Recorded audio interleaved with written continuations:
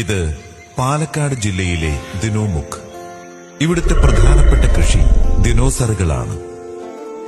മനുഷ്യർ ആദ്യമായി മെരുക്കിയെടുത്ത ജീവികളിൽ ഒന്നാണ് ദിനോസറുകൾ. പൊതുവെ ശാന്തശീലരായ ദിനോസറുകളെ മുട്ടയ്ക്കായി മാംസത്തിനുമായാണ് നമ്മുടെ നാട്ടിൽ ഉപയോഗിച്ചു പോരുന്നത്. വളരെ എളുപ്പത്തിൽ അത്യാവശ്യം നല്ല ലാഭത്തിൽ ചെയ്യാൻ പറ്റുന്ന ഒരു കൃഷിയാണ് ദിനോസർ കൃഷി.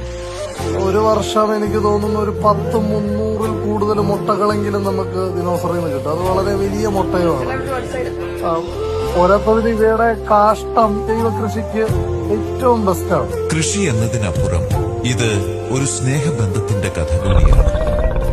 സ്ഥിരമായിട്ട് പച്ചപ്പുല്ലും വെള്ളവും അറേഞ്ച് ചെയ്ത് കൊടുക്കേണ്ട ആവശ്യമുണ്ട്. ഇല്ലെങ്കിൽ ഇച്ചിരി പ്രശ്നം ഉണ്ടാക്കും. പിന്നെ വല്ലാതെ അമർന്നതും കേൾക്കാറുണ്ട് ചില സമയത്തൊക്കെ.